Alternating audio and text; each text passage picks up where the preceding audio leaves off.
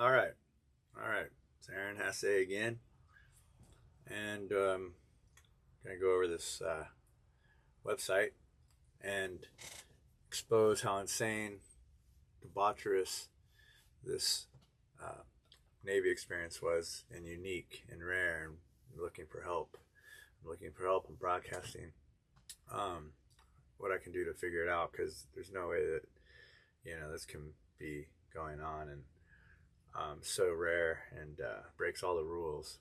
Um, that when some Navy guys see this, an admiral or something like that, congressperson, something like that, someone with some integrity will get in the middle of it. Because, I mean, damn, I'm 48, man, still dealing with this crap. It's been dogging me. And I gotta change my life and get out from under it. So what I'm doing is putting out videos, because you know this is so obvious and it's so rare, and because it's so rare, um, you know, I'm not getting exposure. It's not like I'm a one of 2,000, 3,000 Navy SEALs. Everyone knows a Navy SEAL. What that is, or other things like an Army guy. They are more well known, understood, and get more acceptance and can broadcast their message.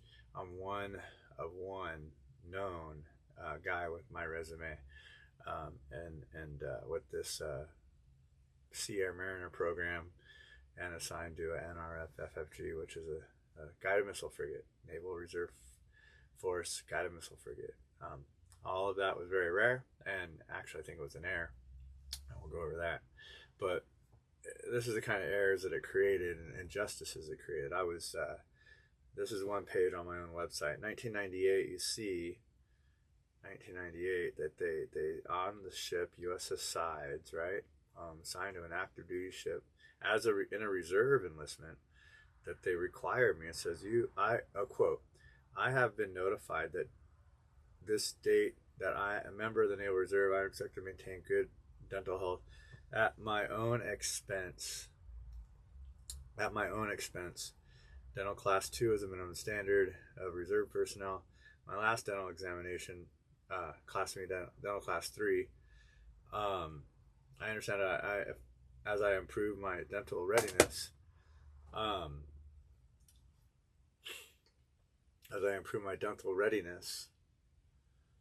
I will present documentation to Senior Medical Department Representative. It has also been explained to me that failure to comply with achieved dental readiness could result in proceedings of administrative separation from Naval Reserve." So I'm assigned to an active duty ship. All the other sailors get dental for free for the same issues. Because I'm a reservist, I don't get dental for free. And I'm going to have to find it and figure it out with pay that is, you'll see, is below poverty. And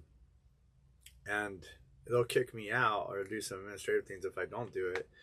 You can already, while I'm assigned to a ship, and I'm confused. There's no leadership, and I was ill. I just tried to transfer to the Army right before this, in like August '98, to get off that ship, and now they're throwing this dental thing at me.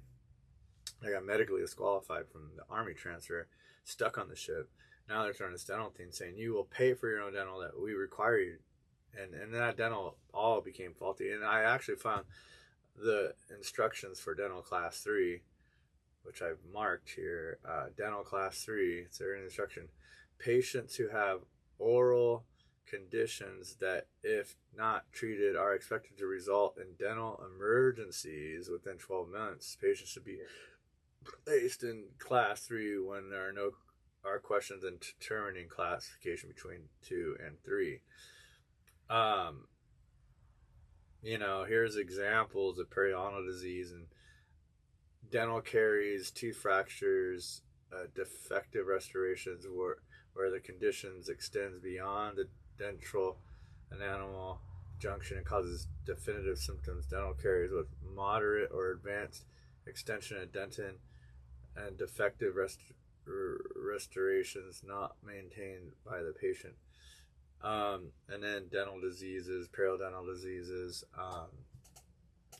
interim restorations, and I marked this all up um, because none of my conditions, I believe, even matched that. I may have had um, some dental caries or at the time from drinking too much coffee, because my girlfriend worked at Starbucks. Alicia worked at Starbucks, and I was getting coffee a lot and probably not dressing my teeth enough. I probably had dental plaque. And I was also stressed out from the ship because it was insane, and tried to join the army. But then they classed me as 3. The chief did, you can see right here, on the ship. And then they forced me to get dental fillings, which, okay, were all silver mercury. Found out later. Mercury fillings, meaning poison, right? Not 1, not 2, not 3, maybe 15 at one time. I'm guessing because of my whole mouth, a lot. They forced me to get cheap dental, and you can see all these teeth have failed over the course of years. You'll see I'm missing a lot of teeth now, and those teeth, started falling out. You can see where these are my fillings that are, silver dental fillings. Now imagine 15 teeth you can see have fallen out in the time frame. A lot on the bottom all had the silver mercury fillings. That, again, maybe that caused psychiatric illness, psychiatric problems back then. 98, when I got it, my girlfriend, watched all that. My fiance watched all that. I freaked out. The ship was putting all this pressure on me. And no leadership, no management, no support, just a lot of crazy, insane, backwards things like medical standards that, requirements I had to pay for. I mean, while assigned to a ship, no one can even find where a justification for that. And that's why I'm putting this video out, because that's so insane. Where you can see where it damages someone. And now I'm fighting dental problems. I didn't want to kiss my girlfriend when my mouth was changed like that. I got really weird about my mouth. I believe I remember feeling nauseous about me. My mouth changed from, the teeth were normal to, having dental fillings. It was just nasty taste, and then they stuck you with that. And they don't care if you commit suicide. The Navy doesn't. The doctors don't. The dentists just want to make money. And then now I'm dealing with this, and the VA now is like, slow to get me any teeth.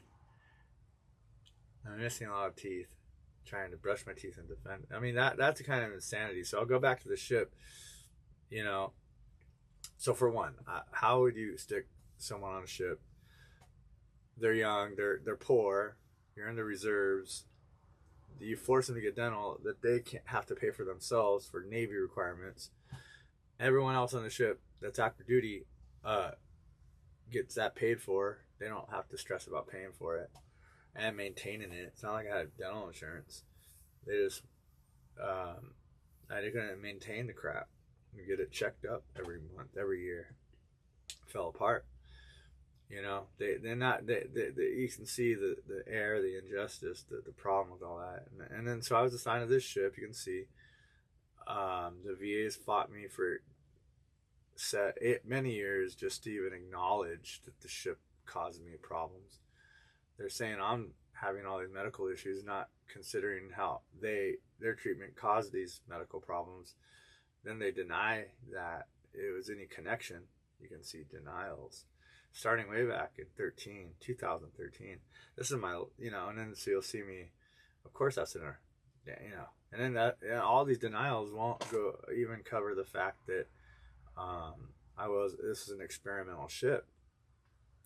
This ship in particular, this type of ship I was on, this is the kind of stuff I'd be going through every month, was experimental in nature, meaning that it was undermanned. And I tried to join the army to get out of it, and then they're blaming the army. The Navy is in the recent decisions. I mean, you couldn't make this shit up. They could not make this shit up. So I have to move past this. I'm going to show you where the major experiment is. Here it is. Just a ship alone, base level, FFG, it says, report to Congress. Baseline, active duty FFG, just baseline, not with the reserve component. I'll show you where that comes into play. Baseline was FFG class represents, let's flip it on the side. The FFG class represents the Navy's major experiment in minimum manning, modular repair, and non-traditional maintenance. So at a baseline, it was a major experiment. But we're going to go to the 80-20 test, which was on top of that. They layered it with another manning test that they knew. So on an already minimally manned ship, they're going to do an 80-20 test, and we'll see where that comes into play, where I come into play, where they're trying to save more money on manpower. And then they're going to make, dude, you got to be kidding me, right? 1976, a few years before they came up with that ship, they start talking about 80-20 tests, where they use 80% active duty, and 20% are going to be reservists. And you see, admittedly here, there are some potential problems involved, in the 80-20 concept, which center around interrelated factors of maintenance, operational tempo. The concept is predicated on an assumption that understrength active crew augmented by reserves during drill periods would maintain their ship in adequate material condition and conduct required training for basic combat missions. Thus, 80-20 ships could not be considered deployable to meet baseline commitments. Anyways, they were all screwed up in this plan, and you're gonna see the test manning active Navy destroyers. They tried it, and they eventually tried it on this ship I was on, and you'll see they gave up on that. In 2015, you'll see that here it is. This website's full of these reports. This thing was a complete clusterfuck. And they show on this 2015 report goes over the fact that the SAM program was, here it is, semi-enlistment, was a failure. Rare enlistment package, put on the extreme rare NRF ship, which was already problematic, and all of these things they shut down, and it was all to save money. They'll save money on this kid's life. You can see how from 93, 16 of those ships to, they started getting rid of them, and I was right in there in the middle of it, and going, and then they just shut that thing down completely. The SAM program, which is going to be in here somewhere, is the other part, which they tried this enlistment package where they recruited kids right out of high school into reserves, and you'll see how I got involved, which is through this thing, because they said, oh, you can go to school and be an officer if you get a degree. 18, we'll send you to school. And a reserve GI Bill, I didn't know much. I said, okay, sure, it sounds great. I wanted to be an officer. That was my goal. And got through boot camp, fine.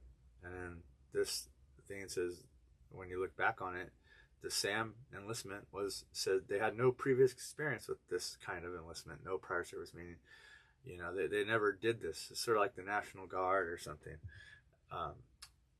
It's very rare, and the Navy gave up on that because they stopped using this enlistment. But so I have a hard time explaining my experience because it's such a rare experience. You'll see the 94 manpower report says that when I joined, that they were only 787 sailors with the SAM enlistment. By 96, 198 is all there was. They were tracking. I mean, out of the whole Navy, right? You're talking the whole Navy. And look at the manpower for that year. That year, the manpower is 480,000 active duty, 113,000 reservists. Out of the 113,000, 700 were Sam enlisted. The others were prior active duty. They had already been through active duty, so they had full benefits as a VA. They had experience, and they knew what was going on. And I was thrown into that mix. And here you'll see them giving up on the SAM enlistment the same year I sign it. 94 is the year, Manpower Requirement Reports. And look at that. I actually signed the 94 program is the year they stopped recruiting for it, and they shut down the whole enlistment. I was in the last year they even recruited for it. And then they didn't know how to manage it. And they didn't know my limit, what the problem was with that enlistment, and they put me on a ship. And I don't think anyone was monitoring it. And it's like going to ROTC and you have no leadership, you know, and you're thrown into a fire on a tightrope. And for a couple $100 a month, you're gonna be on a tightrope, and you're gonna be thrown around and beat up, and then sent home with a shit ton of manuals about an active duty combat ship that you'll never understand through that kind of, you know, those kind of combinations of factors. You're meant to be there full time, not part time, and get apprenticeship. That's been the way the Navy has worked for eternity. There's no other way around it. Now I just need people to realize where anxiety comes from, and actually help me out, get through the Board of Corrections and get this thing settled. You know, I mean, just discharge me the correct way. They discharged me right into a psych ward. I mean, I was not fit for duty. Not fit for duty. You can see, I'm going to probably have it here somewhere. I'm going to end this soon because I get worked up. And, but I'm going to see right here how much they paid me. Cheap poverty pay to be on that ship. I did try some part-time jobs and at the same time. And I moved to Mexico, and I met a girl. Man, I don't think if I have it in here, but no, I didn't. And after that, I came back, tried to leave America for good. Where is my? That was Itzel. She's cool. She in Mexico. But what I'm looking for is what I said earlier, where I was discharged right into a psych ward. Here it is, 2002. I'm already a patient. August. And actually, there's other documents that I was in there in June with depression at the San Diego County Psychiatric Hospital. I'll have to clean all this up. But then 3/11, in 99, I was in the Navy, and they actually diagnosed me with major depression and bipolar. You can look at that document. That all connects, all connect this shit, but they didn't give me no medical care in the military. So anyways, that's about it right now. Talk to you soon.